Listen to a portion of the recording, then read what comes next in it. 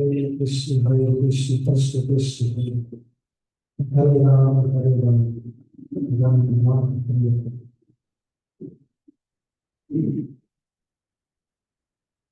हरे कृष्ण। कहते हैं आप लोग सकते हैं शतान नदी में बदलते हैं भगवान की कथा चर्चा होती है। ये बड़ी बात है। ये जन्माष्टमी का तैयारी चल रहा है और सब प्लस में हमारा हमारा गया था वहाँ पर ही लोगों के लेक्चर था तो वहाँ से जाने का लेकर आया। तो आज हम लोग कुछ चर्चा करेंगे भगवत गीता पर, है ना। आज का इसका टॉपिक है कि कर्म और कर्म योग, कि दोनों में क्या दिखता है ना। और नमो भगवते वासुदेवाय। ओम नमो भगवते वासुदेवाय। ओम नमो भगवते वासुदेवाय। भगवत गीता में कुछ श्लोक है, इसलिए अध्याय का 13 नंबर श्लोक है ना। उसमें इसके बारे में बताया गया है। यज्ञ शिष्टाशिनः सन्तो मुच्यन्ते सर्वकल्मषे भुञ्जते त्वघं पापा ये पचन्ति आत्मकारणम्। इसका अनुवाद तथा तात्पर्य इस प्रकार है कि भगवान के भक्त के पापों से मुक्त हो जाते हैं, क्योंकि वे यज्ञ में अर्पित किए भोजन साथ को ही खाते हैं। अन्य लोग जो अपने इंद्र सुख के लिए भोजन बनाते हैं वे निश्चय रूप से पाप खाते हैं, निश्चित रूप से पाप नहीं खाते हैं। तात्पर्य, भगवत भक्तों या कृष्ण भावना भावित पुरुषों को संत कहा जाता है। वे सदैव भगवत प्रेम में निमग्न रहते हैं, जैसा कि ब्रह्म संहिता में कहा गया है, प्रेमांजनो चक्षुरित भक्ति विलोचनेन संता सदैव हृदयेश विलोकयन्ति। संत गण से भगवान गोविंद, गोविंद कौन है? जो समस्त आनंद के दाता है, या मुकुंद जो मुक्ति के दाता है, या कृष्ण जो सबको आकर्षित करने वाले पुरुष के प्रगाढ़ प्रेम में मग्न रहने के कारण कोई भी वस्तु परम पुरुष को अर्पित किए बिना ग्रहण नहीं करते। फलतः ऐसे भक्त पृथक पृथक भक्ति साधनों के द्वारा यथा स्मरण कीर्तन श्रवण अर्चन आदि के द्वारा यज्ञ करते रहते हैं, जिससे वे संसार की संपूर्ण पापमयी संगति के कलमश से दूर रहते हैं। अन्य लोग जो अपने लिए या इंद्र तृप्ति के लिए भोजन बनाते हैं वे लोग केवल चोर हैं, अपितु सभी प्रकार के पापों को खाने वाले हैं। तो जो व्यक्ति चोर तथा पापी दोनों हो, भला वह किस तरह सुखी रह सकता है? यह संभव नहीं है। अतः सभी प्रकार के सुख रहने के लिए मनुष्य को पूर्ण कृष्ण भावना भावित संकीर्तन यज्ञ करने की सरल विधि बताई जानी चाहिए, अन्यथा संसार में शांति या सुख नहीं हो सकता। ओम ज्ञान ज्ञान चक्षुरुन्मीलितं येन तस्मै श्री गुरुवे नमः।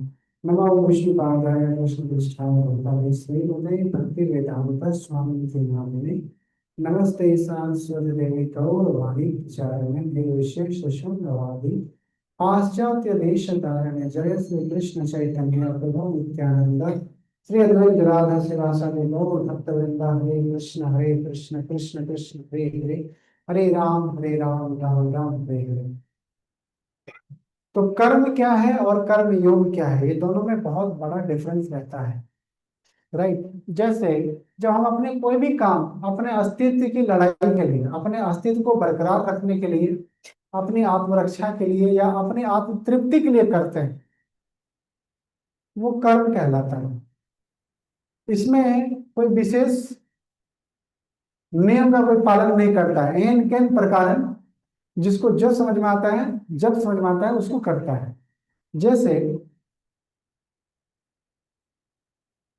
एक ट्रक के पीछे लिखा रहता है कर्म ही पूजा है, देखा होगा आप लोगों ने, है ना। प्रकृति ही भगवान है, प्रकृति की सेवा महान है, ऐसा लिखा रहता है। बहुत सारे स्लोगन्स लिखे रहते हैं ऐसा। तो हर काम जो व्यक्ति आज कर रहा है, तो एक काम उसको मुक्ति देने वाला है और दूसरा काम उसको बंधन में डाल रहा है। जैसे कौन सा काम मुक्ति देता है, कौन सा काम बंधन का कारण बनता है। तो बंधन का कारण बनता है कि जो कार्य हम अपने स्वयं की तृप्ति के लिए करते हैं, जो मुझे पसंद है हम वही कर रहे हैं, जो पसंद नहीं है लेकिन जो जरूरी है लेकिन पसंद नहीं है, वो पसंद ना रहने के चलते उसको नहीं करते। तो वो हुआ साधारण वर्ग, ऑर्डिनरी वर्ग, उसको बोलते हैं कर्म। ये लीगल भी होता है और इलीगल भी होता है। जैसे कर्म क्या हुआ, दिनचर्या जीने में जब लोगों को कठिनाई होती है, लोगों को नौकरी नहीं मिलता, लोग गरीब रहते हैं, तो चोरी करने लगते हैं। चोरी करना भी क्या है, कर्म है। वो क्या सोचता है कि मैं एक परिवार में हूँ, मेरे माता पिता की कुछ आवश्यकताएं हैं, पत्नी बच्चे की कुछ आवश्यकताएं हैं, मुझे मौका नहीं मिल रहा, कहीं अच्छे से जॉब नहीं मिल रही, तो क्या ही करूंगा, चोरी कर लेता हूँ, दूसरे का सामान बेच देता हूँ, बाइक चोरी कर लिया, फोन चोरी कर लिया। बहुत सारे ऐसे लोग हैं। तो क्या वो कर्म उचित कर्म है? नहीं। वो काम को कोई अथराइज नहीं करता, ना परिवार के लोग, ना समाज के लोग, ना देश का कानून व्यवस्था, ना अपने शास्त्र, ना खुद की आत्मा, ये गवाही नहीं देता, लेकिन लोग करते हैं अज्ञानता बस। कुछ लोग, अगर हर कर्म अगर पूजा हो जाए, तो कुछ लोग कहेंगे भाई हमारी तो अस्तित्व खतरे में है, हम अपनी आबादी अपनी जाति को बढ़ाने के लिए हम जिहाद करते हैं, लोगों को मारना काटना टेरर फैलाना, ये हमारा कर्म है, मैं इसलिए आया हूँ इस संसार में। तो ये काम उचित है? तो हर काम कर्म नहीं हो सकता, यानी कि कर्म योग नहीं हो सकता। राइट? कर्म योग क्या होता है? ऐसा काम जिसको ऑथराइज किया गया है, जो शिक्षक बताते हैं स्कूल में, माता पिता बताते हैं घर में, बड़े बुजुर्ग बताते हैं समाज में, और साधु संत बताते हैं शास्त्रों के माध्यम से, क्या करना है क्या नहीं करना चाहिए। एक विद्यार्थी को क्या करना चाहिए क्या नहीं करना चाहिए, एक गृहस्थ को क्या करना चाहिए क्या नहीं करना चाहिए। राइट? हम सब बंधे हुए हैं कर्मों के बंधन में। तो कुछ डूज है, कुछ डोंट्स है। तो जब डोंट्स को फॉलो करते हैं और डूज को करते हैं, तो इसको बोलते हैं कर्म योग। क्योंकि इसको भगवान चाहते हैं, भगवान ने हमें कर्म प्रधान बनाया है, हाथ दिया है, इतनी उन्नत चेतना दी है, बुद्धि दिया है, इसका खर्च कहाँ करना चाहिए? अगर केवल अपनी आत्मरक्षा या भोग वृत्ति के लिए, अगर अपने बारे में खाली सोचने के बारे में, अपनी भूख, अपनी निद्रा, अपनी आत्मरक्षा और अपनी मैथुन क्रिया की आवश्यकता को अगर पूर्ण करने के लिए अगर भगवान मनुष्य देह को बनाता, तो इतनी उन्नत विकास बुद्धि की जरूरत है ही नहीं। क्योंकि जानवर लोग भी, पशु पक्षी भी इतना उन्नत चेतना नहीं है, बट वो लोग कर रहे हैं सेम चीज। वो भी खा रहे हैं, वो भी सो रहे हैं, वो भी अपनी आत्मरक्षा करते हैं, और वो भी मैथुन क्रिया में लिप्त होकर के माता पिता वंश की वृद्धि करते हैं, माता पिता करते हैं। तो मनुष्य जीवन का विशेष प्रयोजन है, और अनंत जन्मों के बाद एक जीवात्मा को मिलता है। तो उसको क्या करना चाहिए? कर्म योग। यानी कि ऐसा कर्म नहीं करना चाहिए कि मरने के बाद वो अधोगति को जाए, ऐसा भोजन ग्रहण नहीं करना चाहिए जो हमें अधोगति को लेके जाए, है ना? तो इसीलिए उसको बोलते हैं कर्म योग, जो भगवान अथराइज करते हैं, भगवान के बिहाफ में काम करते हैं, इसको कर्म योग कहते हैं। उदाहरण, सेना है, बॉर्डर पे ड्यूटी कर रहा, उसको गवर्नमेंट अथराइज करता है कि आप शूट एट साइट, आपको ऑर्डर है कि सामने से जब कोई दुश्मन घुसने का प्रयास करे बाउंड्री में, वो मत देखो कि बच्चा है कि स्त्री का, बूढ़ा है कि कौन है, देखते ही गोली मारो आप। ये कौन चाहता है? गवर्नमेंट। और इसीलिए उसको प्रशिक्षण देकर के उसको ऐसी जगह पर डेंजर स्थिति में तैनात कर दिया जाता है। जब देखता है कि कुछ जिहादी, फिदाइन, टेररिस्ट देश की सीमा को लांघ करके अंदर आने का प्रयास करते हैं, तो देखते हैं उसको गोली मार देता है। सरकार उनको अप्रिशिएट करती है और उसको प्रमोशन देती है ना। बहादुरी का पुरस्कार दिया जाता है कि आपने अकेले कम से कम 15-20 आतंकवादियों को मारा है। तो गवर्नमेंट ने ये काम अथॉराइज किया, किलिंग, ये भी कर्म है, लेकिन चूंकि किसके लिए कर रहा है, अपनी प्रसन्नता के लिए नहीं, किसके प्रसन्नता के लिए, गवर्नमेंट की प्रसन्नता के लिए। यह आवश्यक है कि नहीं? नहीं तो हम लोग सामाजिक लोग शांति से रह पाएंगे? नहीं रह पाएंगे। देश में हमले होते रहेंगे, बॉर्डर सुरक्षित नहीं रहेगा, तो हमारी शांति व्यवस्था भंग हो जाएगी, हमारा परिवार, हमारा जीवन खतरे में पड़ जाएगा। इसीलिए सैनिक को मारना, सैनिक को नहीं, सैनिक को मारने का आदेश दिया गया है। तो ये कौन दिया है? गवर्नमेंट ने। तो गवर्नमेंट की प्रसन्नता के लिए जब सैनिक किसी को मारता है तो ये कर्म योग्य है। क्या है? लेकिन वही सैनिक जब छुट्टी में गांव आता है तो उसका पड़ोसी से टेंशन है, जमीन विवाद है, दुश्मनी चल रहा है, घरेलू संबंध खराब है, गुस्से में आवेश में पिस्टल निकाल करके और पड़ोसी 2-3 लोगों को गोली मार देता है, 2-3 लोगों की हत्या हो जाती है। तो यहां भी कर्म हुआ, कुछ लोगों की हत्या हुई समाज में और कुछ लोगों की हत्या हुई बॉर्डर पर। कर्म एक ही, लेकिन एक गवर्नमेंट की प्रसन्नता के लिए और दूसरा अपनी प्रसन्नता के लिए, अपने मन में जो अच्छा लगा किया। नतीजा, पुलिस आती है, पकड़ के लेके जाती है, जुडिशरी कानून व्यवस्था, जज बैठते हैं, कटघरे में खड़ा करके उनको पूछा जाता है कि आपने कौन सी मानसिकता से इतने लोगों के समाज में हत्या कर दी। आप तो ऑफिसर हैं, आपको ट्रेनिंग मिली है जनता की सुरक्षा, इसीलिए आपको वेपन दिया गया है, आपने क्यों मारा? आप यहाँ पे दोषी पाए जाते हैं, आपको आजीवन कारावास दिया जाता है। तो उम्र कैद मिल गया, जो वर्दी मिली थी वो छीन लिया गया, जो प्रमोशन मिला था छीन लिया गया, जो पिस्टल मिली थी, जो वेपन्स मिले थे वो भी छीन लिए गए और जेल में चले गए। तो एक व्यक्ति जो बॉर्डर पर है वही व्यक्ति समाज में है, उस व्यक्ति ने वही काम किया, कहाँ पे? बॉर्डर पर, दूसरे की हत्या कर, और समाज ने भी किया दूसरे की हत्या, तो काम भी सेम ही हुआ। तो एक व्यक्ति का कारण है। तो वैसे मनुष्य शरीर 84 लाख योनियों में सबसे सर्वश्रेष्ठ और उत्तम है, और ये भांत और इतनी तीव्र बुद्धि का प्रयोजन है। क्या प्रयोजन है? कि दूसरे जन सामान्य की सेवा, दूसरे जन सामान्य की सुरक्षा, दूसरे जन सामान्य का आत्मनिर्भरता, उसका आध्यात्मिक उत्थान, ये मनुष्यों से अपेक्षा किया जाता है भगवान के द्वारा।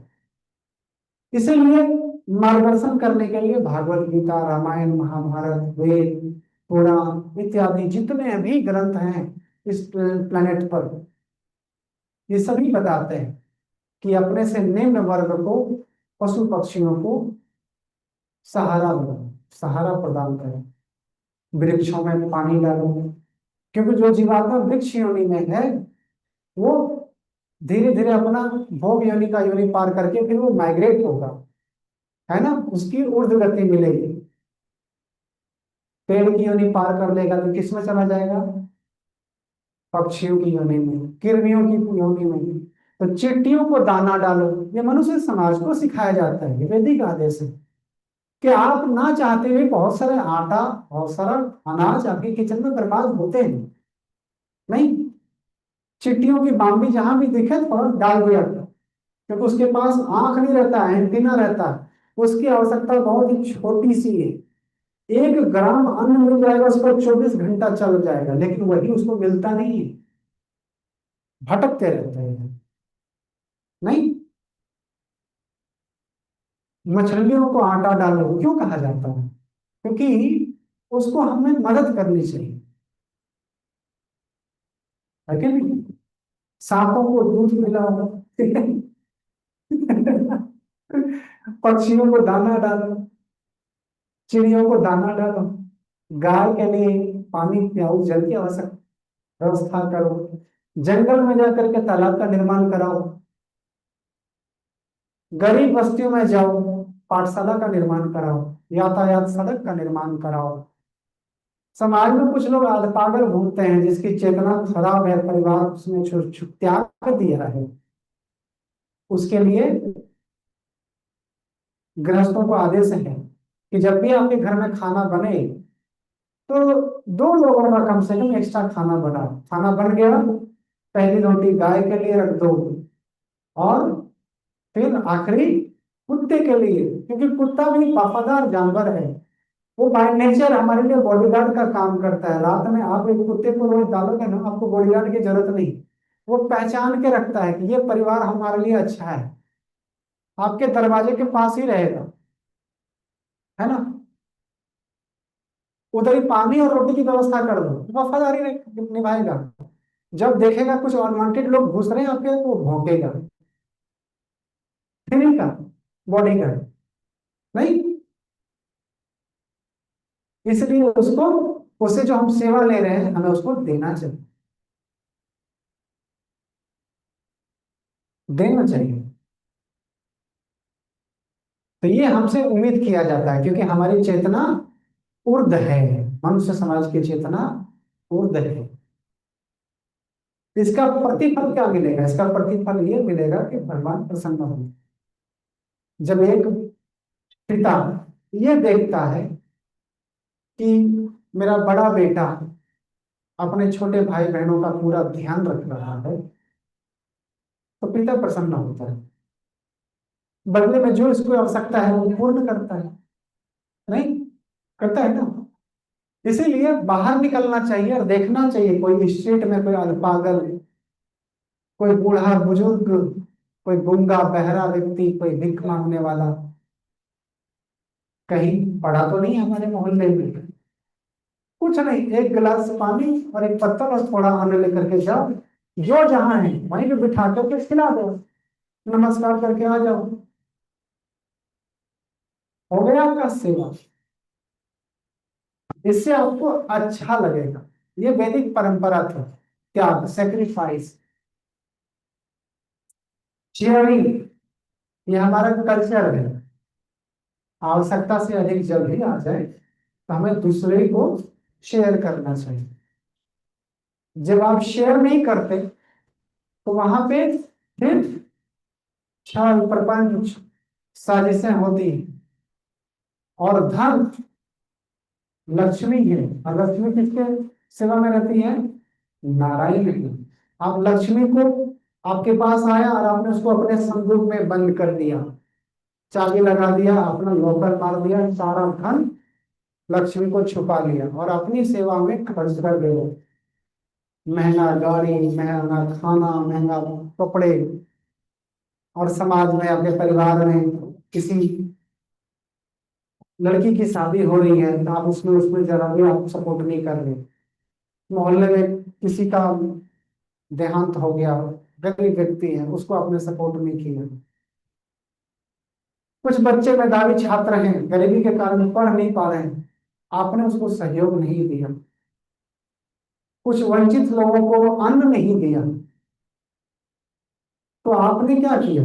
लक्ष्मी को कैद कर लिया, आप उसको अपनी सेवा में लगा रहे हो और दूसरे की सेवा में नहीं दे रहे। नारायण का काम, जिम्मेदारी है ना, पोषण करना। तीन गुण है ना, सत्वगुण, रजोगुण और तमोगुण। तो भगवान विष्णु सत्वगुण में पालन करते हैं, मेंटेनेंस, रजोगुण में क्रिएशन करते हैं, और तमोगुण में डिस्ट्रैक्शन करते हैं। तो पालन करने की जिम्मेदारी किसका है? भगवान नारायण का, भगवान विष्णु का। माता लक्ष्मी किसकी शक्ति है? भगवान विष्णु की।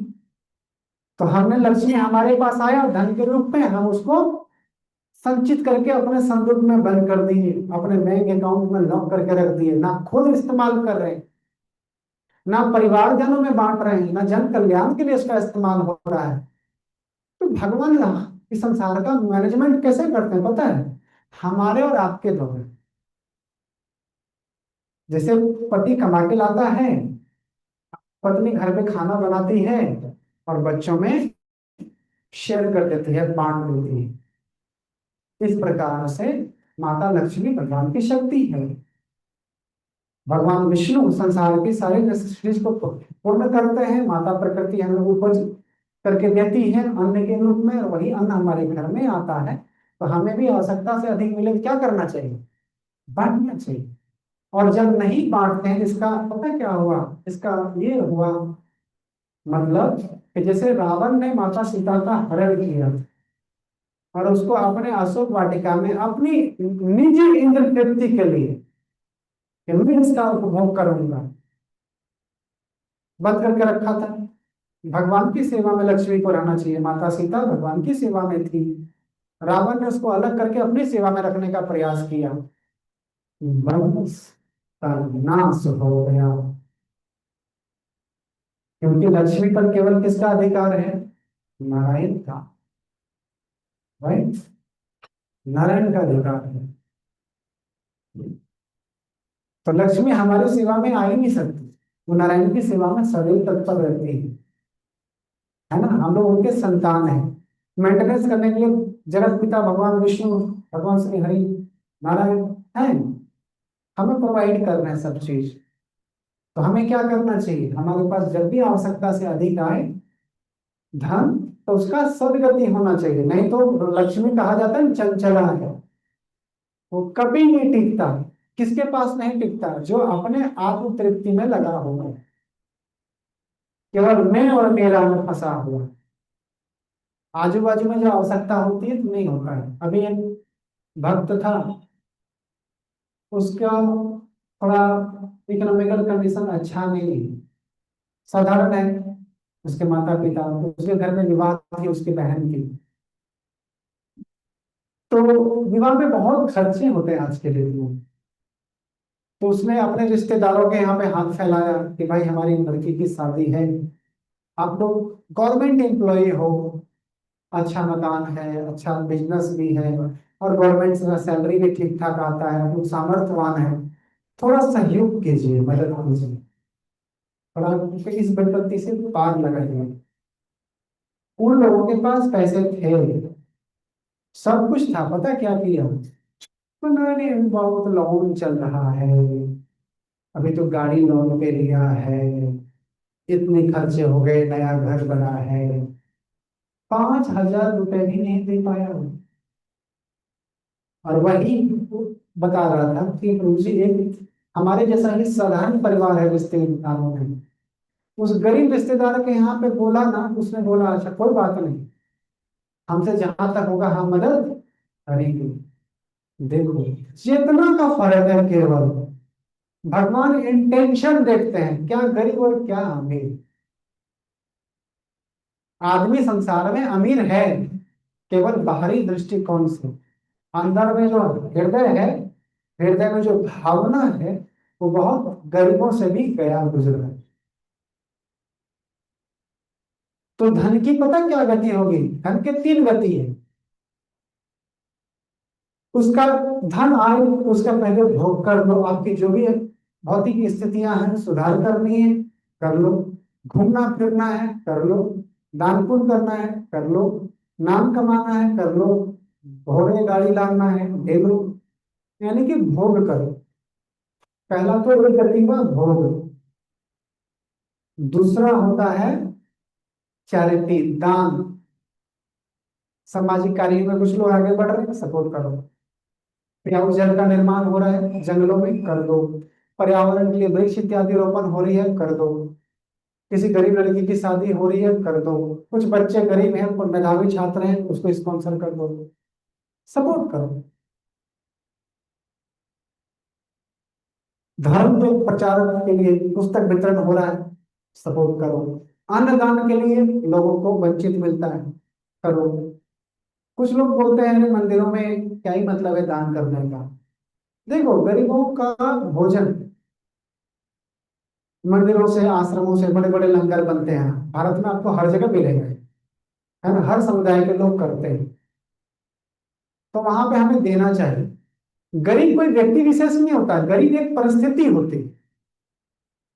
हम आप सब गरीब हैं, बोलो कैसे?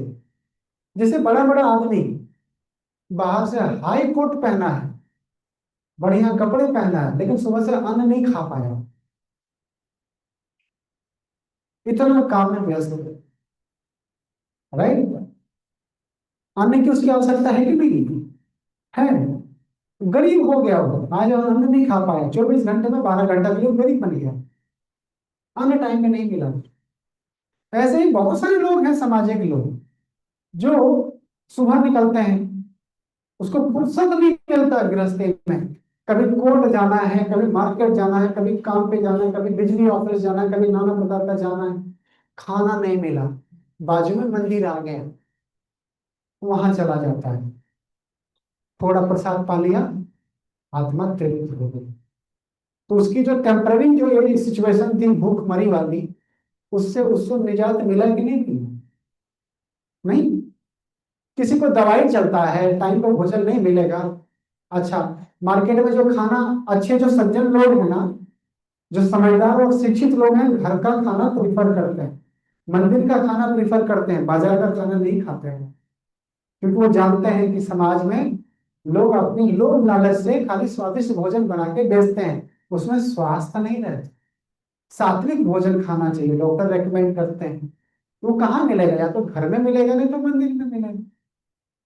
इसलिए हमारे राधा रास बिहारी में जब भी जाओ, कुछ नहीं तो खिचड़ी प्रसाद मिलते रहता है। स्कूल के बच्चे आ रहे हैं, हल्का भूख लगा खा लिया, ऑफिस से कुछ लोग छूट के आते हैं, हल्का सा खा लिया, हलवा प्रसाद, पूरी सब्जी, या कभी खीर, कभी खिचड़ी, कुछ ना कुछ रिफ्रेशमेंट, हल्का प्रसाद समझ के खाते रहना चाहिए। थोड़ी हो सकता है, बहुत भूख नहीं लगती है, लेकिन थोड़ी भी बहुत जरूरी है। चींटी को थोड़ा चाहिए, मनुष्य को भी थोड़ा चाहिए, बहुत किसी को नहीं चाहिए। जिस प्रकार से सहयोग से हमारा समाज आगे बढ़ता है, इसको बोलते हैं कर्म ही योग। क्या बोलते हैं? दान कहाँ करना चाहिए, ये भी आपको पता चले। अब कुछ लोग जा रहे हैं ट्रैफिक में, कुछ लोग दारू पीने वाले लोग आ गए, then फैसलों के लिए तो आपने करुणा बस दे दिया, पता क्या करेगा? अगले पर जाकर के दारू पी लेगा, सिगरेट गुटखा पान बीड़ी खा लेगा। अब उसको डॉक्टर ने मना किया होगा, तुम्हारा फेफड़ा खराब, किडनी खराब, लंग्स खराब, तुम ये दवाई खाओ, सुधर जाओ। घर वाले तबाह होकर के छोड़ दिए, उसने आदत सुधारा नहीं, अब भिक्षा मांग करके ऐसा चल रहा है, तो उसकी मृत्यु निकट है। और उसके मरने में आप क्या कर रहे हो? उसको दान करके सपोर्ट कर रहे हैं। इसलिए राइट कॉज के लिए देना चाहिए। अगर वो व्यक्ति जल्दी मर रहा है, उसको मरने में आप सहयोग कर रहे हो दारू पीने में, तो उसका कर्मा भी किसको लगेगा? हम सबको लगेगा, जो जो उसको दे रहा है पैसे, है ना? एक बीमारी होती है डायरिया, तो डॉक्टर्स मना करते हैं कि आप सॉलिड फूड कंज्यूम मत करो, है ना? जो बच्चे को हो गया, उसको रूखा सूखा खिचड़ी या वेजिटेबल सूप, गर्म पानी और मेडिसिन रेकमेंड करते हैं, जब तक वो क्योर नहीं होता। माता पिता दुश्मन थोड़ी उस बच्चे के, लेकिन माता पिता ने मना कर दिया, नहीं उनको, हमारे लिए खिचड़ी बन रहा है, दलिया का एक खाओ, ये मत खाओ, सॉलिड फूड कंज्यूम मत करो बहुत, इस वेजिटेबल सूप बना दे रहे यही खाओ। लेकिन घर पे बाकी बच्चों को अच्छे भोजन मिलते हैं, पराठे बने हैं, है ना, सब्जी बना है, पनीर के सब्जी बने हैं। तो एक बड़ा भाई को दया आता है, छोटे भाई को देख करके, छोटा भाई उसका बीमार है, तो माँ बाप ने बोला है कि तुम लोग खाना उसको देना नहीं खाने के लिए। बड़ा भाई को बुरा लगता है कि पापा ने मना कर दिया छोटों को खाना खिलाने से, मम्मी भी डांट रही है। एक काम करता हूँ, ये सबके अब्सेंट में जाकर के चुपचाप उसको क्या करता हूँ, खाना खिला देता हूँ। एक पराठा लिया बढ़िया से, छोटू मुंह खोल, खा ले, देख कितना स्वादिष्ट भोजन मिला है। तो 5 दिन से बीमार है, कुछ अच्छा खाया नहीं, खाली दलिया खा रहा है, वेजिटेबल सूप पी का रूखा सूखा, अच्छा लगेगा तेरे। वो खा भी लेता है, अचानक उसकी स्वास्थ्य क्या हो जाती है, बिगड़ जाती है। डॉक्टर के पास लेके गया, डॉक्टर ने डांट लगाई, माता पिता को मना किया था, सॉलिड फूड खाने के हालत में नहीं गई। मर जाएगा तुम्हारा बच्चा। क्यों दिया? नहीं साहब, हमने तो दिया ही नहीं। नहीं, जरूर दिया है, इसके पेट में देखो इतने प्रकार के अन्न निकल रहे हैं। माता पिता रुष्ट हो जाते हैं, किससे, किसने खिलाया है इसको, उसकी भी पिटाई होती है। तो भगवान नहीं चाहते हैं कि जो गलत कंडीशन में है उसकी मृत्यु हो जाए और आप उसमें सहयोगी करो।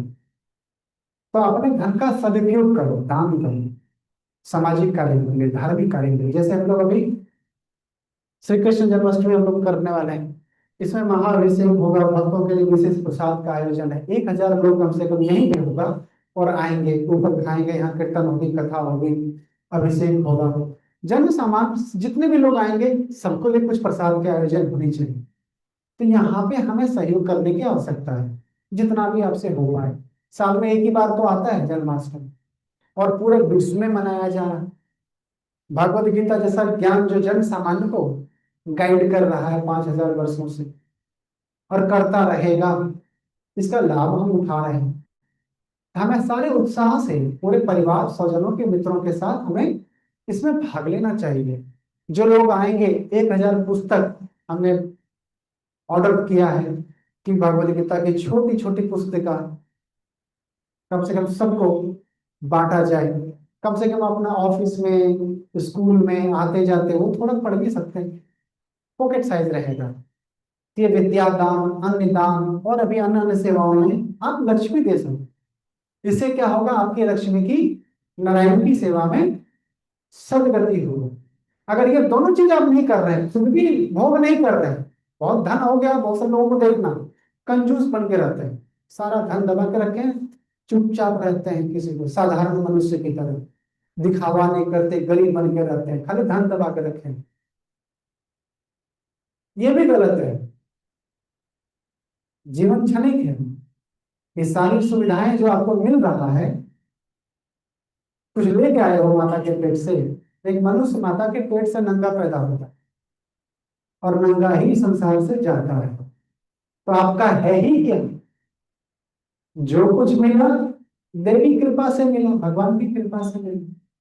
तो भगवान की सेवा में लगाते जाओ, ये मत सोचो कैसे पूर्ण होगा। पूर्ण करने वाले पालनहार हैं, सबको कर रहे हैं। हमें और आपको सबको क्या बनना है? निमित्त बनना है। इसको बोलते हैं सेक्रीफाइस, शेयरिंग, यज्ञ। जब हम यज्ञ में लक्ष्मी नहीं की सेवा नहीं लगाते, अपने भोग में नहीं लगाते, कंजूस बने बैठे रहते हैं, जन सामान्य में, धर्म के प्रचार में नहीं लगाते, उसका पता है क्या गति है? उसका अपना एक अंतिम गति होता है, धन का विनाश। वही धन आपके पूरे कुल और खानदान की शांति का विनाश कर देगा। बड़े बड़े घरों में देखो, अरबपति लोग धन दबा के रखते हैं, आवश्यकता से अधिक धन है उसके पास, लेकिन चैरिटी नहीं करते, खाली अपनी आत्म तृप्ति में रहते हैं। बुढ़ापा आते ही पता क्या होता है, घर में प्लानिंग होती है कि इतना धन का बंटवारा किसको, किसके हिस्से में कितना आएगा।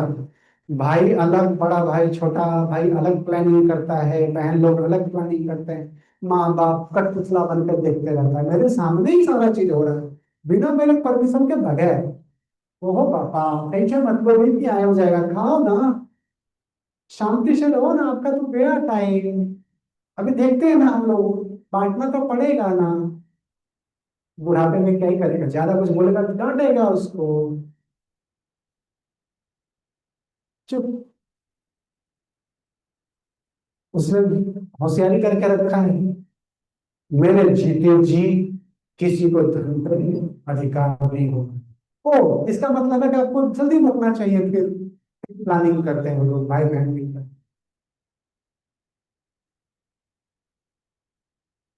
क्योंकि भौतिक आकांक्षाएं तो बहुत रहती है लोगों में, और अपने 7 पीढ़ियों के लिए जो आपने धन इकट्ठा किया, तो नेक्स्ट पीढ़ी स्वाभाविक है भगवान आपकी इच्छा पूर्ति कैसे करेंगे? जब खर्ची औलाद नहीं आएगा आपके पास, तो आपका धन खर्च कैसे होगा? सज्जन औलाद तो करेगा ही नहीं खर्च। इसलिए हर व्यक्ति, आप देखना, जो बड़े बड़े एडवोकेट हैं, जज हैं, पुलिस ऑफिसर हैं, नेता है, बिजनेसमैन, उसके घर में बच्चा आप देखना सन की, पागल, डेंजर पैदा होते हैं, माता पिता का गला दबा करके पैसा निचोड़ते रहते हैं। दूसरे का धन हथिया करके अपना घर बनाया। अभी तुम अपना दूसरे का छोड़ो, अपना ही केस सॉल्व करो। फिजूल खर्ची होते हैं, कोई गुण नहीं होता, केवल फिजूल खर्ची। एक मोबाइल है, दूसरा मोबाइल मार्केट में आया वो भी ले लिया, कपड़े हैं नया डिजाइन का देखा वो भी खरीद लिया, अननेसेसरी। जहां 5 खर्च होना चाहिए वहां 45 खर्च करते हैं, अननेसेसरी। गाड़ियां हैं, नया गाड़ी खरीद के लेके आओ, नया लैपटॉप लेकर इस्तेमाल, वो कुछ नहीं करना उसको, और बाद में वो धन विनाश की ओर बढ़ता है। यानी कि परिवार के जन ही आपस में बंटवारा करते हैं, फिर कुछ क्राइम हो जाता है और लीगल केसेस हो जाते हैं। तो कहावत है कि सोम का धन शैतान खाए। तो फिर पुलिस केस हो गई, फिर पुलिस वाले को दो, एडवोकेट को दो, गवाह को दो, जज को दो, और आते जाते तारीख पे तारीख लगा रहेगा, है ना, ट्रैफिक वाले को दो। धीरे धीरे इंस्टॉलमेंट में आपका पैसा कैसे निकल जाएगा पता नहीं चलेगा। ये आपका जीवन का अनुभव होगा। हमसे तो आयु में आप लोग अधिक हैं, जीवन का पूरा तजुर्बा है। आपकी आंखों के सामने जो रंक था वो राजा की तरह है, बन गए, और जो कभी राजा था वो आज रंक बने हो गए, उसकी स्थिति खराब हो गई। नहीं है कि नहीं? तो अपना बुद्धि, अपना मन, अपना अर्थ भगवान की सेवा में लगा।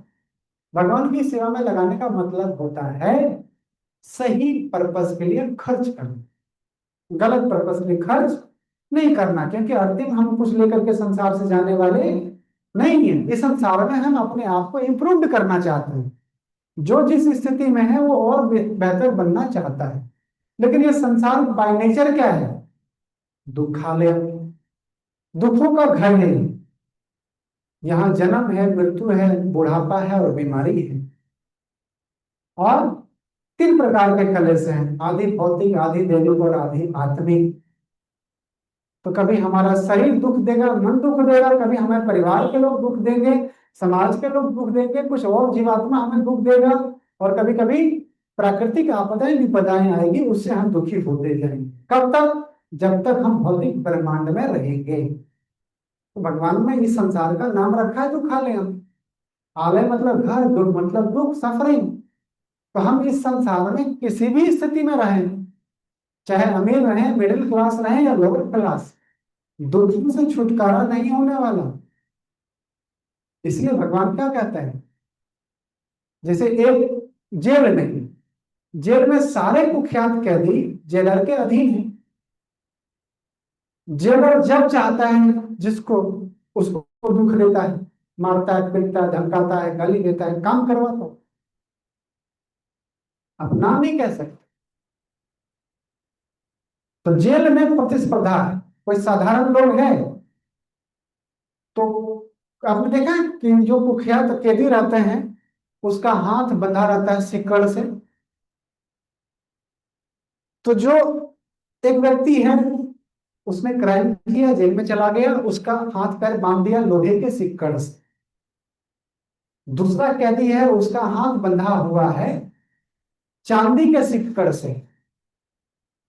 और एक और व्यक्ति व्यक्ति है, उसका हाथ बंधा हुआ है किससे? सोने के सिक्कड़ से।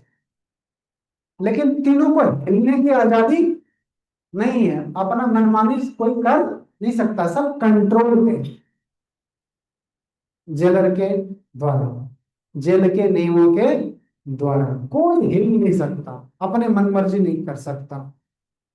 तो जो जिसके हाथ में लोहा का सिक्कड़ लगा हुआ है, चेन लगा हुआ है, तो उसको लगता है माय गॉड, मैं बहुत बेकार आदमी हूँ, मैं कैसा कहती हूँ, मेरे हाथ में लोहे का सिक्कड़ लगा हुआ है, मेरे हाथ में तो चांदी का कम से कम होना चाहिए। मैं ज्यादा बड़ा क्राइम करता हूँ ताकि चांदी का सिक्कड़ मेरे में बांधा जाऊं। चांदी वाला क्या सोचता है, अगर हाथ में सिक्कड़ लगे तो कम से कम सोने का लगना चाहिए। नहीं, तो जो सी क्लास प्रिजनर है वो बी क्लास बनना चाहता है, बी क्लास प्रिजनर ए क्लास बनना चाहता है। यही है इकोनॉमिकल डेवलपमेंट का खेल इस संसार में। जो जहां है उस स्थिति में खुश नहीं है, लेकिन सब प्रकृति के नियमों के अधीन है। सबको बीमारी आ रही है, बुढ़ापा आ रहा है, व्याधि आ रहा है, सबको मृत्यु आ रहा है, और तीन प्रकार के दुखों से सबका देह पीड़ित है। नहीं, भागवत गीता ये शिक्षा नहीं देती कि तुम सी क्लास से एक क्लास कैसे बनो। तुम कैदी क्यों बनना चाहते? तुम तो ये जेल में रहने वाला प्राणी है ही नहीं, तुम तो समाज में रहने वाला है। अपने चेतना का विकास करो और मेरे द्वारा दिखाए मार्ग पर चलो, तुम्हें इस जेल से मुक्ति मिल जाएगी और जो भी सजा है वो माफ कर दिया जाएगा। करो मैं, है कि नहीं? सर्वधर्मान् परित्यज्य मामेकं शरणं व्रज अहं त्वं सर्व पापेभ्यो मोक्षयिष्यामि मा शुचि।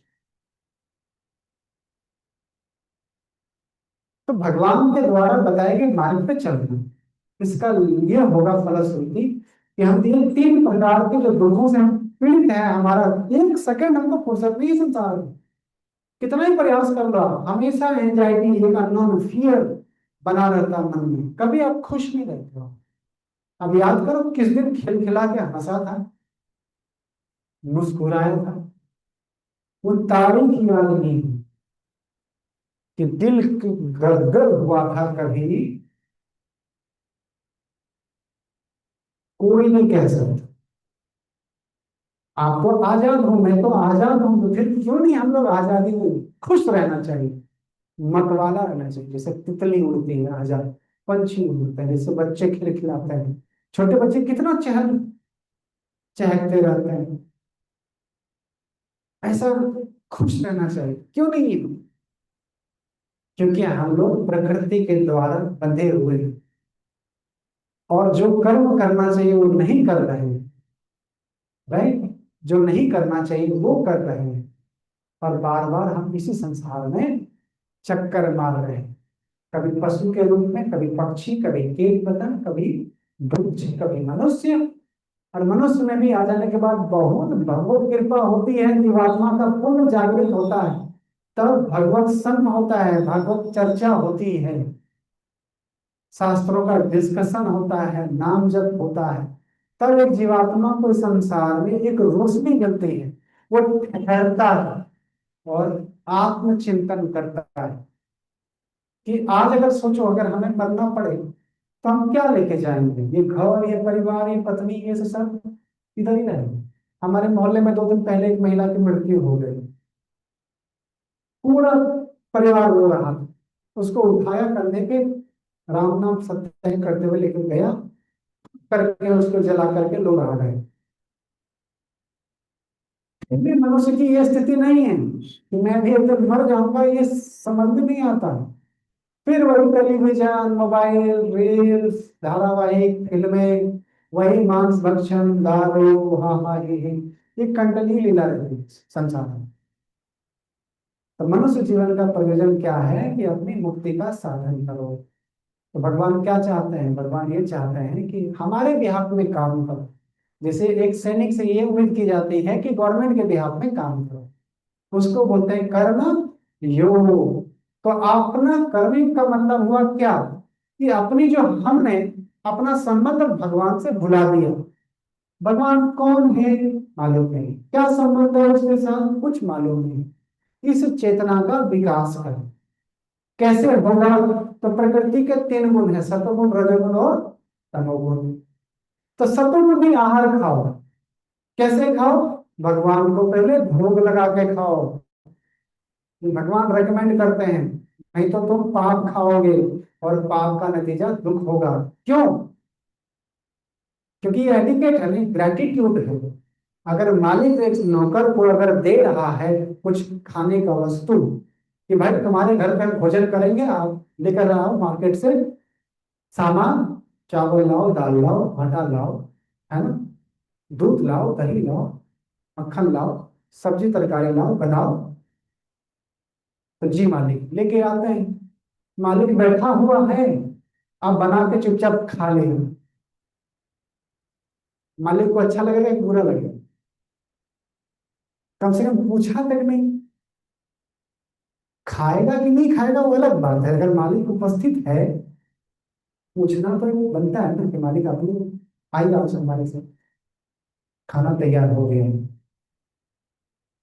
ये पूरी पृथ्वी हम लोगों ने बनाई, ये हमारे अध्यक्षता में सुबह शाम हो रही। कौन सा टेक्नोलॉजी है किसके पास? अमेरिका, यूरोप, रसिया, जिसके अध्यक्षता में ऋतु परिवर्तन हो रहा है। अभी आम का सीजन चला गया है, ऐसा कोई वैज्ञानिक जो आम के पौधे से झट से 2 महीने में आम निकाल दे? माया अध्यक्षण प्रकृति सुंदर चर्चा रहा है। हेक्टर में कौन गया जगत में परिवर्तन है। एक एक अन्न का दाना भगवान हमारे लिए उपलब्ध कर रहे हैं। ये हवा, ये पानी, ये अग्नि, ये सब हमारे लिए व्यवस्था किया गया है। राइट, सभी जीव अन्न पर आश्रित हैं। और अन्न किस पर आश्रित है? वर्षा पे। वर्षा किससे होती है? सूर्य से। और सूर्य का अरेंजमेंट किसने किया है? भगवान ने। ये अज्ञानता बस की भगवान है ही नहीं, केवल मजे करो। पूरे पृथ्वी पर मनुष्यों ने अधिकार कर लिए। वनस्पतियों को, जंगलों को, पहाड़ों को, नदियों को तबाह कर दिए। जंगली जानवरों के जीवन शैली को तबाह कर दिए। तबाह करते करते करते करते वो अब इतना अत्याचारी हो गया है कि अपने बच्चे को, अपनी स्त्रियों को भी तबाह कर रहा है, अपने समाज वाले को तबाह कर रहा है, अपने पड़ोसी को तबाह कर रहा है। Whole planet. वैदिक सिविलाइजेशन ये नहीं था कि नदियों को, धारा को तोड़ा जाए, मोड़ा जाए, मरोड़ा जाए। वैदिक प्रधानता ऐसी जीवन थी, वो जानते थे कि संसार दुखालय है। इस संसार में कितना भी, किसी भी स्थिति में चले जाओ, हमारी रक्षा नहीं हो सकती। मनुष्य जीवन क्षणिक है। इसका एक प्रयोजन है कि यहाँ पे भक्ति करके और वापस भगवत धाम को सदा सर्वदा के लिए चला जाना। मुक्ति, धर्म, अर्थ, काम और मोक्ष, इसकी तैयारी मनुष्य को करना चाहिए। इसलिए पवित्र पवित्र नदियां जहाँ जलाशय होती थी, उसके इर्द गिर्द ही आबादी बसती थी। ऐसा नहीं कि नदियों का पानी रोका जाए, बड़ा बांध बनाया जाए और जल स्तर जैसे ऊंचा हो गया फिर हमारे मोहल्ले तक उसका पानी सप्लाई किया जाए। ये डेमोनिक प्रोपेसिटीज है। बड़े बड़े पहाड़ को तोड़ के गिट्टी बना दिया और हमने बड़े बड़े कंक्रीट के मकान खड़े कर दिए। जंगलों को खराब कर दिया, जंगली जानवरों को असहाय कर दिया, उसको हमने शिकार बना दिया। हाथी का शिकार, गेंडे का शिकार, गाय, है ना, चर्म के लिए शिकार हो रहा है, मांस के लिए शिकार हो रहा है, शेर का शिकार, हिरण का शिकार।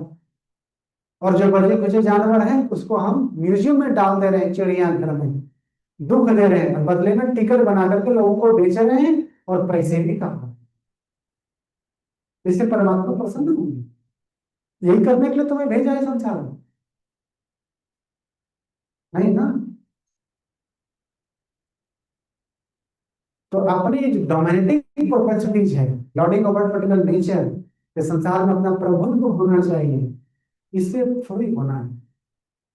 उसके लिए भगवान के दिखाए मार्ग पर चलना है। क्या करना पड़ेगा? सर्वनम कीर्तनम विष्णु स्मरणम पाद सेवनम अर्चनम वंदनम दास्यम साख्यम आत्मनिवेदनम। जो हो, जहां हो, जैसे भी हो, भगवत गीता के हिसाब से अपना दिनचर्या ढालो। जो भी खान पान है वो सतुगुनी होना चाहिए, क्योंकि सतुगुनी भोजन रहेगा तो आपके पास विवेक रहेगा, अच्छा स्वस्थ रहेगा। जब स्वास्थ्य खराब हो जाता है तो डॉक्टर के पास जाते हैं, डॉक्टर भी हमें कैसा भोजन खाने को बोलते हैं? बोलते हैं जब के दारू पियो, या मांस खाओ, या मसालेदार भोजन खाओ, खट्टा, बहुत तीखा, नहीं ना? क्या बोलते हैं? हरा साग सब्जी खाइए, कम मसाले वाला खाइए, कम तेल वाला खाइए। वही बात भागवत गीता में भगवान ने बोला है। पत्रम पुष्पम फलम तोयम यो मे भक्त्या पर्यचति तदहम भक्ति अनुप्रतम अस्माभि प्रियतात्मा। प्रेम पूर्वक जो मुझे पत्ता, पुष्प, फल और नाना प्रकार का रस, फल का रस, सब्जी का अर्पित करेगा, मैं उसको प्रेम पूर्वक स्वीकार करता हूं। तो भगवान हमारे मालिक हैं, हम उसके नौकर हैं।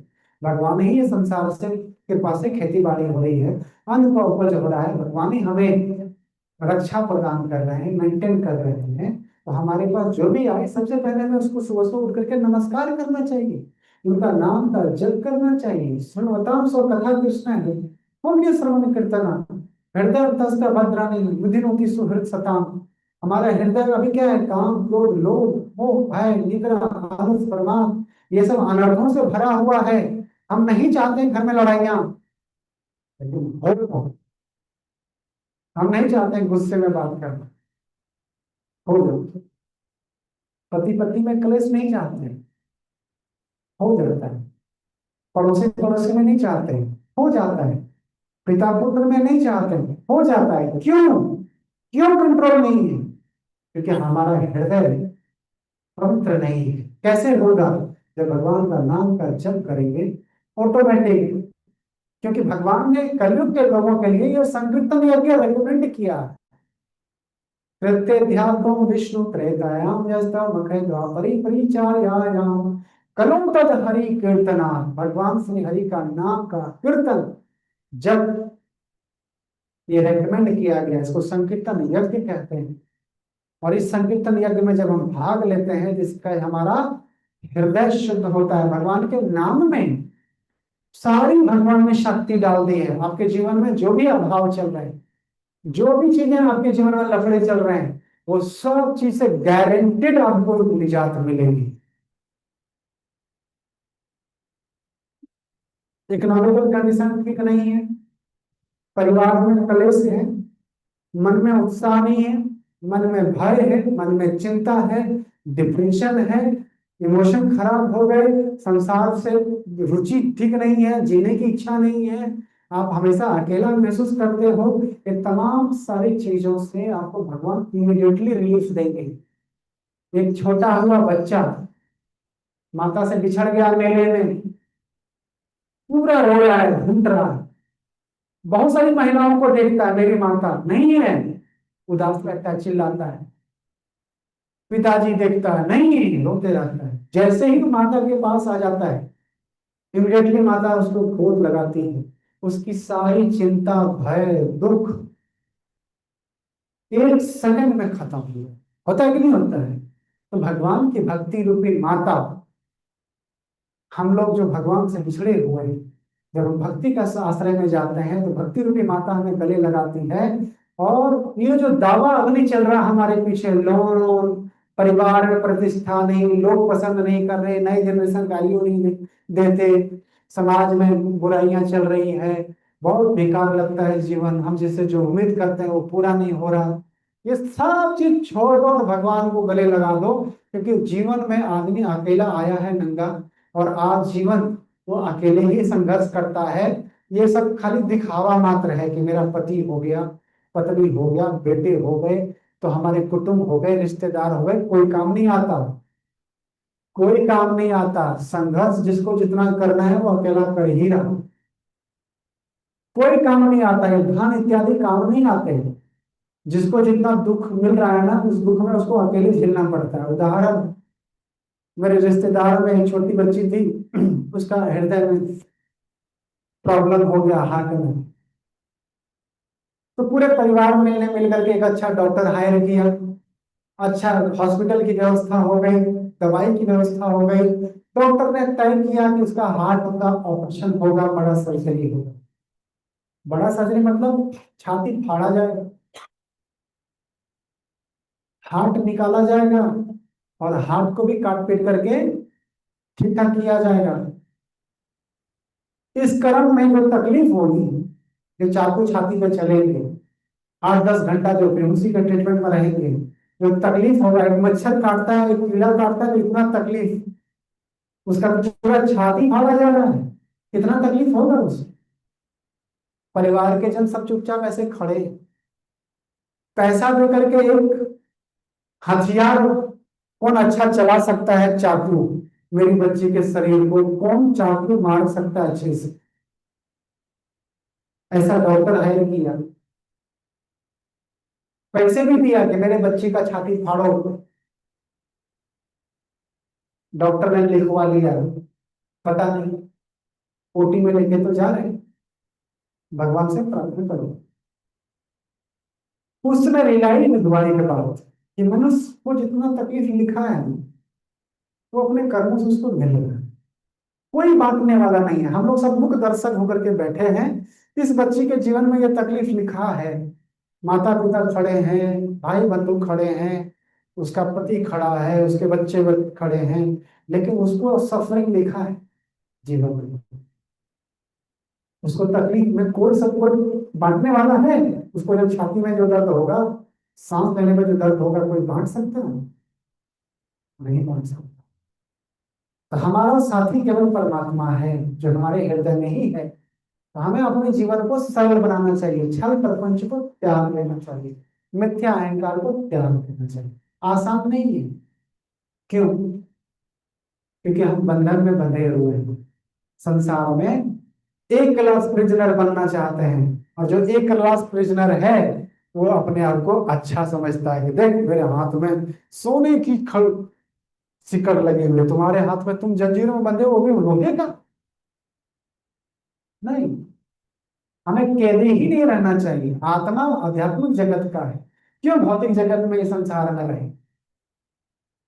इसलिए आध्यात्मिक जगत को जाना चाहिए, इसको मोक्ष बोलते हैं। और उसके लिए भगवान की भक्ति कलयुग के लिए अनिवार्य है।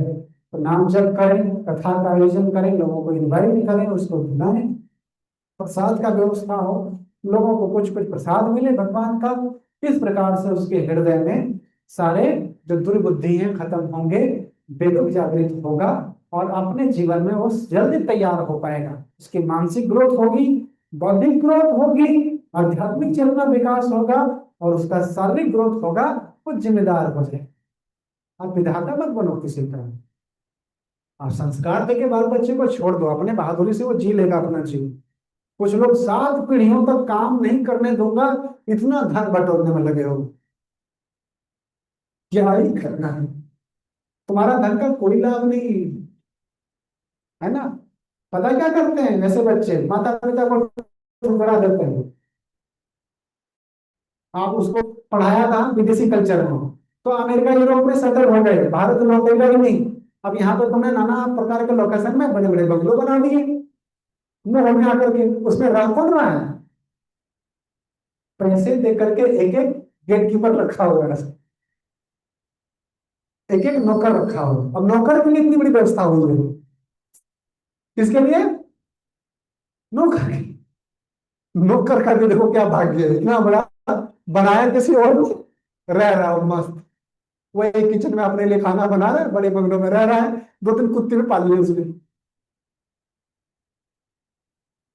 माँ बाप मोह बस सोच रहा है कि मेरा बेटा आएगा, मेरे करण अर्जुन आएंगे, आएंगे। करण अर्जुन को मतलब नहीं, अमेरिका में सेटल हो गए। अब वहां का जीवन शैली हमारे भारत से कई गुना अधिक है। क्यों आकर के हम पढ़े? बुढ़ापा बड़ा बेकार गुजरता है ऐसे अज्ञानी पुरुषों का।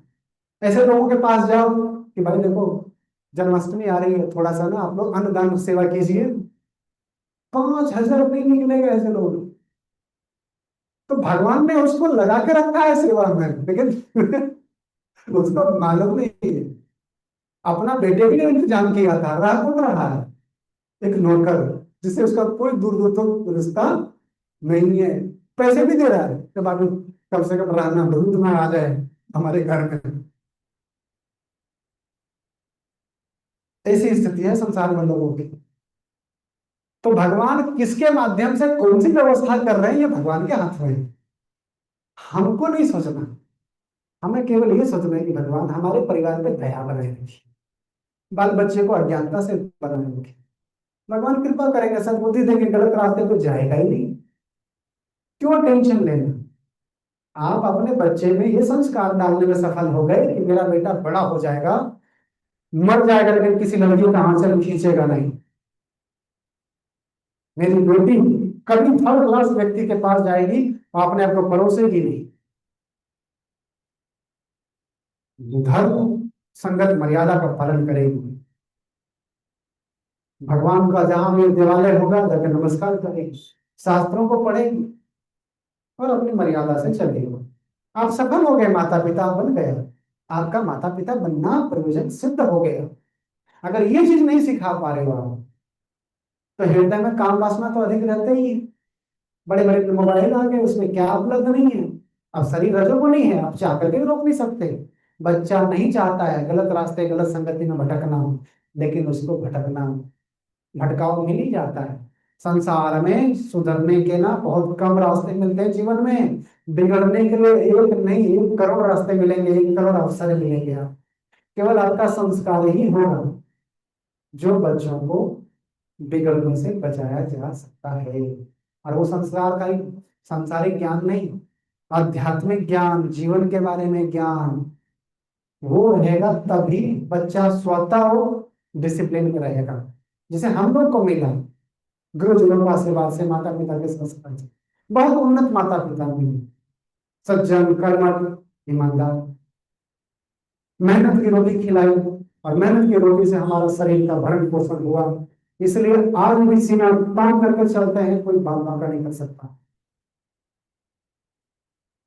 अपना चरित्र को संभाल के चलते हैं।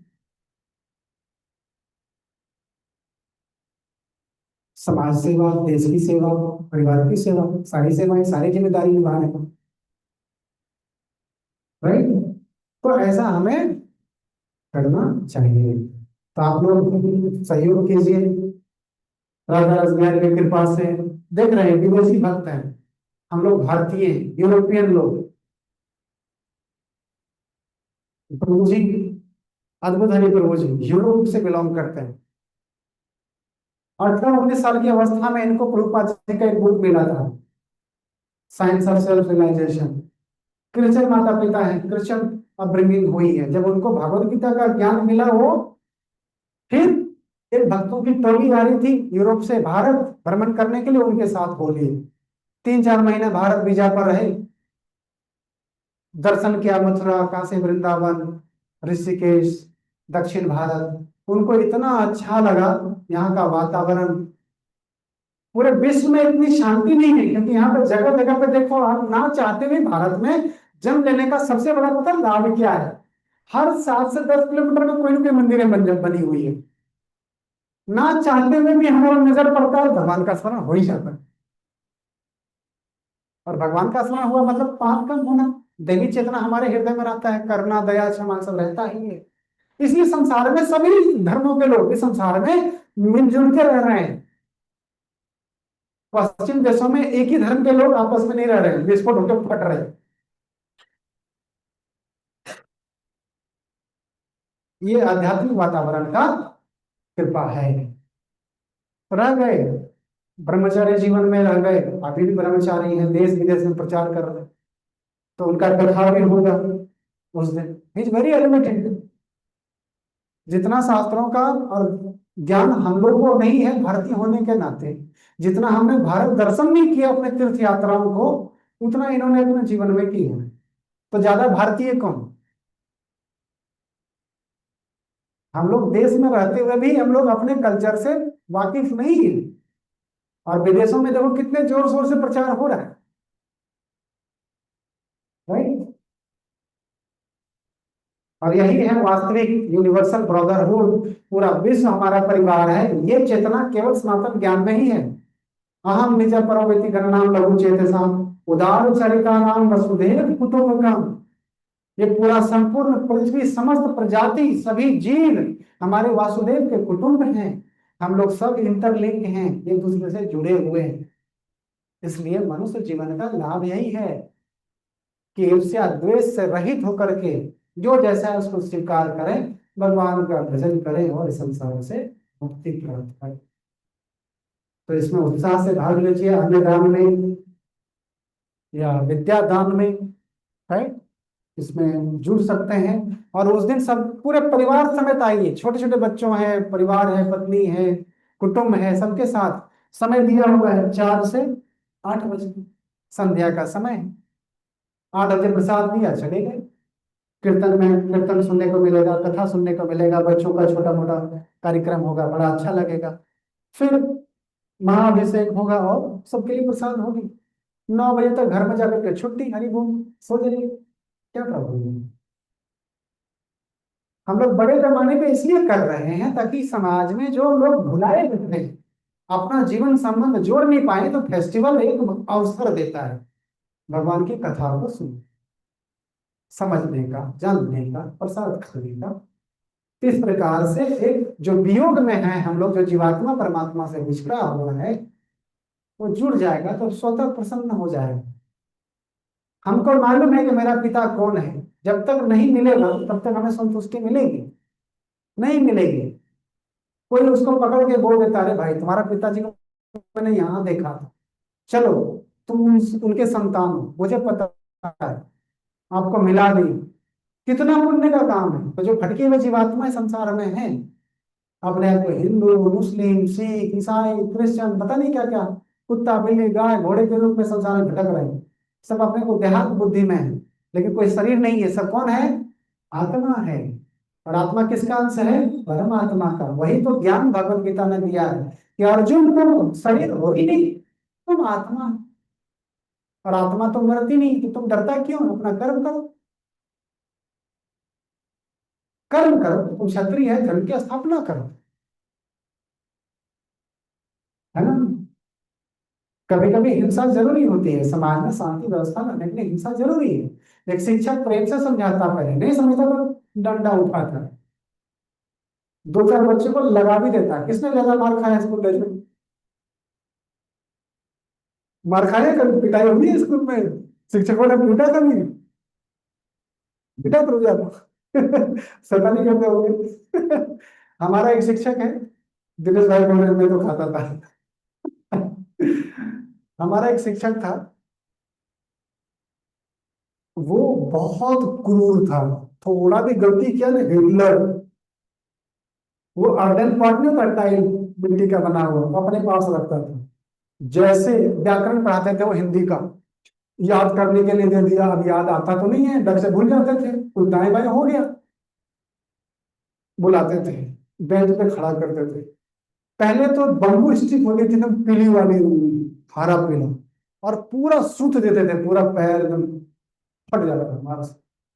हाथ में पीटते थे, दोनों हाथ में, ऐसा भागा था, बचता था, पूरा चार पांच मार दिया, ऐसा स्थिति हो जाती थी। कभी ऐसा पेट में वो टाइल लगा लेता था, ऐसा पकड़ के यूं यूं करता था। याद करेगा कि नहीं करेगा? याद करेगा नहीं करेगा? सर करेगा। सर छोड़ दीजिए सर, गुरु जी करेंगे आज, मैं बदमाशी नहीं करूंगा, मैं सज्जन बनूंगा, मैं सीधा बन जाऊंगा। तब छोड़ दिया। तो धन्यवाद वैसे शिक्षकों का, जिन्होंने मार पीट के हमारे चरित्र का निर्माण किया। मतलब कम बदल के, माय गॉड, इस विद्रोही, बच्चा विद्रोही रहता है, माता पिता का नहीं सुनते थे। तो ऐसे शिक्षक जीवन में आना चाहिए। आजकल के बच्चे बड़े भाग्यहीन हैं, उनको ना तो माता पिता गाइड करने में समर्थ हैं, ना शिक्षक।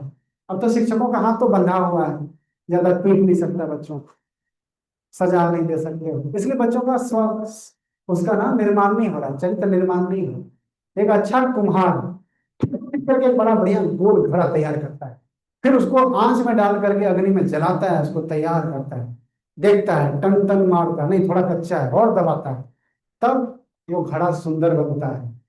उसको सफाई करके, डिजाइन करके, उसके बाद मार्केट में लेके आता है, लेकर के आ जाओ, उसमें पानी डालो, पानी का लोड संभाल लेता है। जबकि कच्चा घड़ा में पानी डालोगे तो कच्चा घड़ा बह जाएगा। आजकल के बच्चे जिम्मेदार नहीं बन पा रहे हैं। विवाह शादी तो हो रहा है, लेकिन जैसे जिम्मेदारी हुआ, माता पिता को अलग, पत्नी से भी अलग, बच्चे से भी अलग, चल नहीं पा रहे। क्यों? घड़ा तो है, लेकिन आग में तपाया नहीं है कुछ, इसलिए कच्चा घर, अपना भी जिम्मेदारी नहीं निभा पा रहा है। माता पिता का तो क्या ही कहें, छोड़ देते हैं, ये हकीकत है। इसीलिए चाणक्य पंडित कहते हैं, शास्त्र के उचित अपना जब करोगे ना आप अपना आचरण, आपको कभी तकलीफ नहीं होगा।